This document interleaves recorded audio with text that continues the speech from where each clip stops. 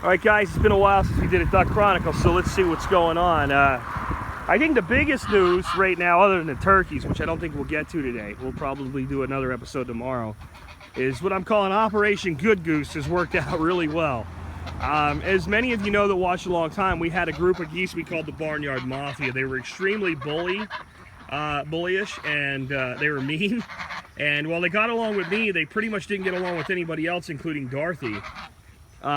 These guys here are chill, man. These are pilgrim geese, so we went with a different breed. But as you can see, the females, who are the gray ones, look an awful lot like a Toulouse goose, but they have a little white around their face that makes them look much older than they are, don't they?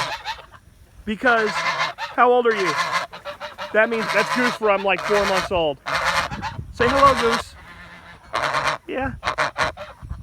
So, these guys are really friendly, and they're friendly even when we bring, you know, strangers on the farm. And as you can see, they've really matured. They're about as big as they're going to get now.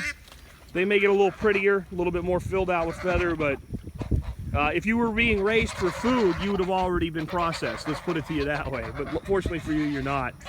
Other news, Little Brown's babies are now as big as Little Brown. There's a couple of them there. There's one in the pool.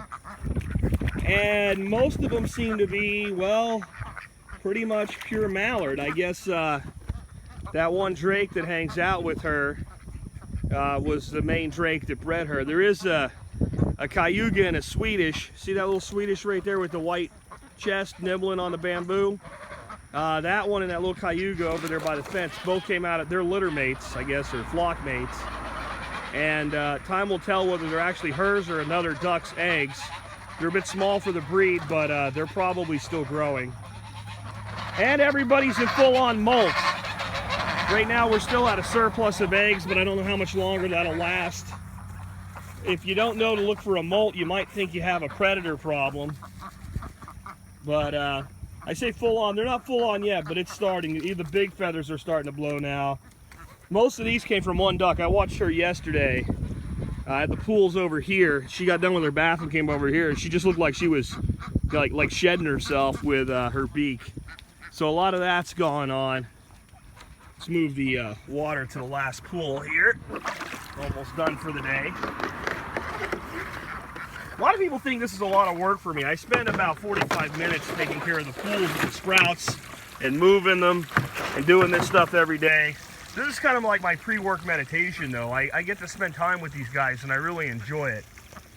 We have a helper now, and when we got the helper, Dorothy said, well, he can do this stuff for you. And I'm like, well, this is one thing that I really like to do. I generally don't have any plans to give this up. A strategy we've used here is trying to bring in a new small group, you know, 30, 40 birds every year, just the other side of the molt, so that they're young enough they won't molt in their first year. And last year, because of numerous circumstances, we went with September, which is just after the molt. So these birds would be, you know, 10, 11 months old when the molt came around.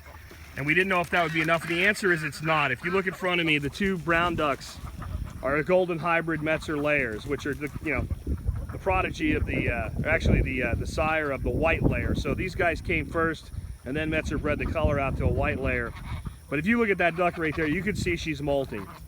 So we're not going to have anybody laying within about 2 weeks for about a week and a half, and then we'll slowly come back up. Because our pretty girls, right there we have one of our Welsh Harlequins. Where are all your sisters? Guess when they're going to start laying by age? September. So we're going to have a big low, but we're going into it with a pretty big surplus.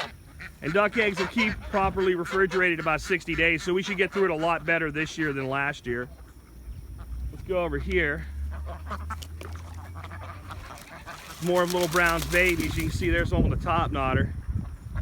Dorothy's been telling me she can't tell Little Brown apart from her babies anymore.